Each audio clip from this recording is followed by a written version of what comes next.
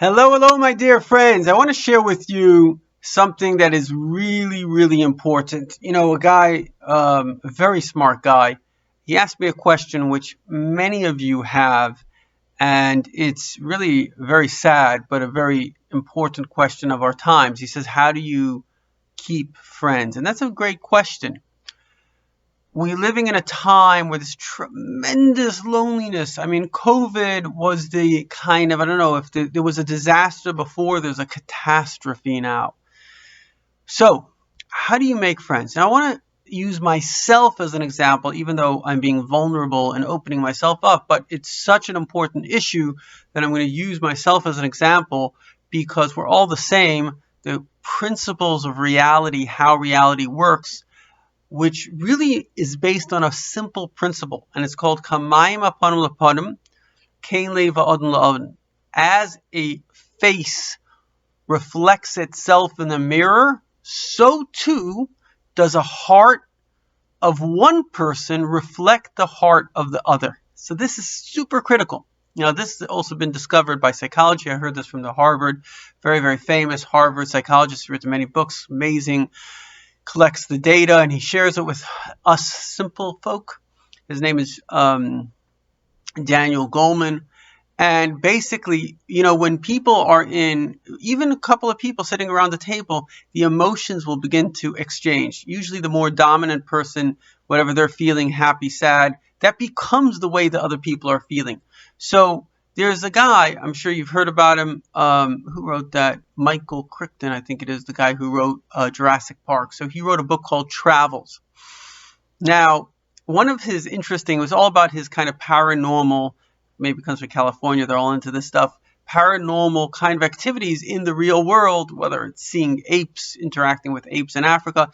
So one of the things was that he interacted. There was this lady in California where she would show you auras. Very interesting. There are people, I know somebody that they can literally see your aura. We all have, and this, we have machines now that can see it, so it's 100% true. We all have an aura, and the aura changes, the colors change.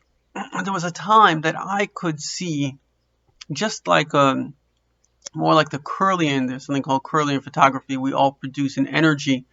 And I could see there was a time, maybe it was more spiritual at the time, I would say it was like almost like a sunlight, kind of a bright aura that would surround, could often be around trees, maybe even a building, around a person.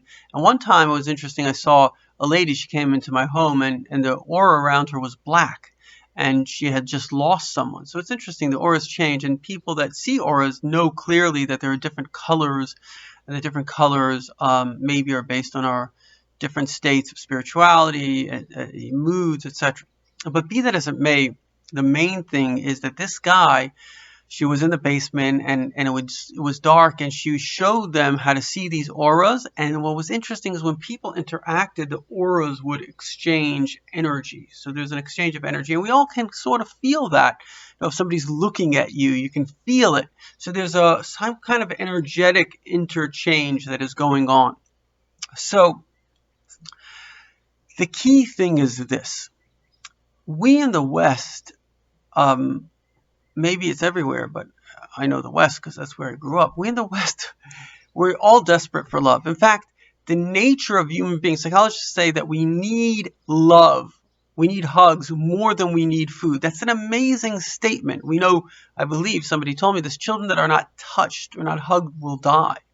And certainly we know their development, their growth just through touch is such an important thing. So love, primarily in the early years, they're unfortunately children that come from Russia and they've been somewhat abandoned, and they're messed up because in the early years to have the mother's love, the mother's touch, this is super critical for for the neurons of the brain, etc., etc.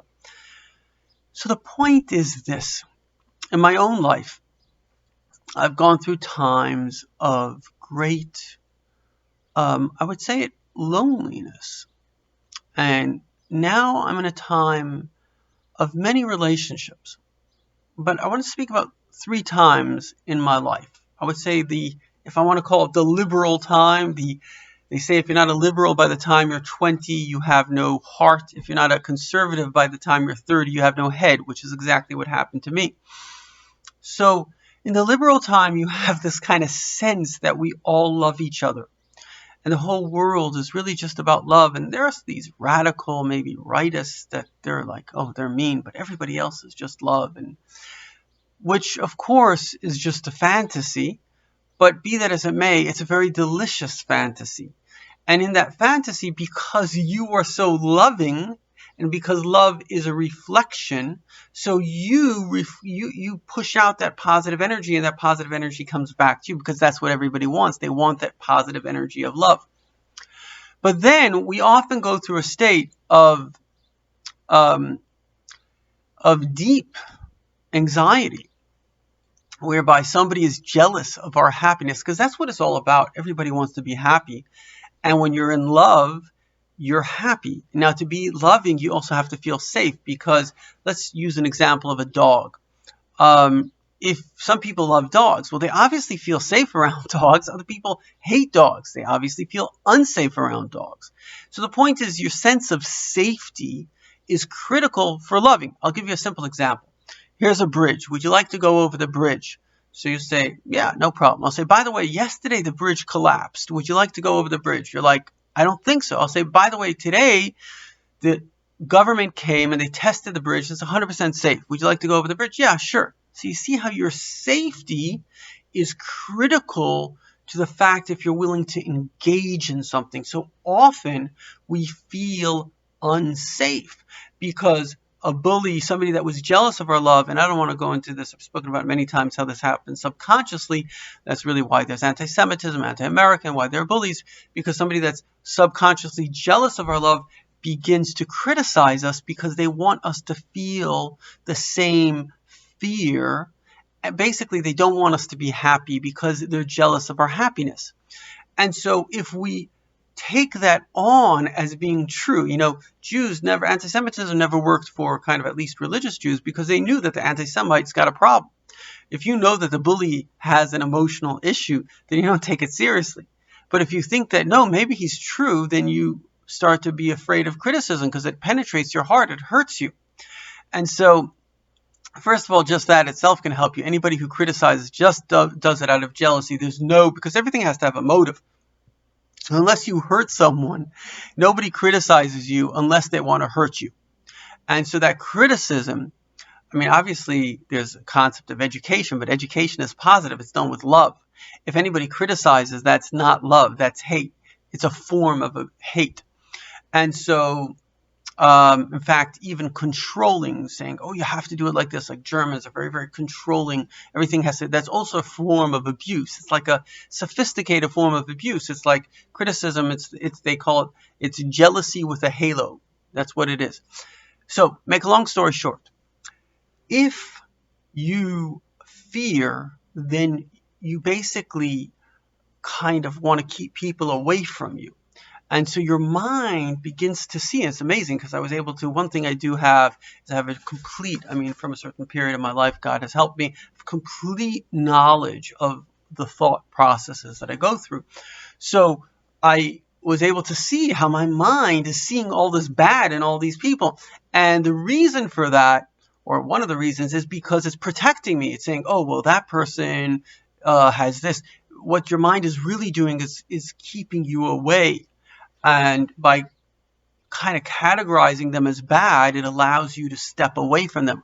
Well, then I came back to my beautiful home city in Kansas City, and anybody that needs therapy, basically, they just need to move to Kansas for about a year, and everybody's nice here, and suddenly that fear of that criticism, it's a real fear. There's 5% of the population has social anxiety, and it's a real anxiety. Every time you see somebody, you're anxious. So as that criticism left me, and obviously now I'm much more mature, and I think we have to go through these stages. We have to go through that open liberal stage. We have to go through a stage of fear, and then we can kind of balance it. So now I'm not naive anymore. I have many friendships, and this is the key thing that I want to do, is I want to tell you that it's not somebody else's job to be my friend. Let me tell you a story of an amazing guy. This guy's like a saint. And he once, very holy man, he knew what I was thinking. And he once told me that he was upset with himself that he didn't have this full, unconditional love for me. And he unconditionally loves everyone. He uplifts everyone. Amazing man. So I looked at him and he could read me right away, and he said, it doesn't matter that you don't have that love for me. An amazing thing. You see, the saints, from the time of the Baal Shem Tov, we had these great Rebbes, they had the obligation to love everyone else. It was their job, and they did it. They treated everybody with love and with respect. And so the point is that love is my duty. If I see somebody that needs help, it's my job to help him. It's not about me, what you're going to give me or what my fear is. It's my job to help. God will protect me. God will help me. I don't need you. But it's my job to love you and to give to you. And when you do that, you'll automatically start creating relationships. And the other thing is that these are healthy relationships because they come with boundaries. When you're young, your relationships are enmeshed. They're not with boundaries. They get super charged, and then they break and all this kind of garbage. But when you're older and more mature, you get into those relationships, but you also have those special boundaries of when to pull back, when to give, etc. Your mind and your heart and your soul are in sync, and that is an amazing time.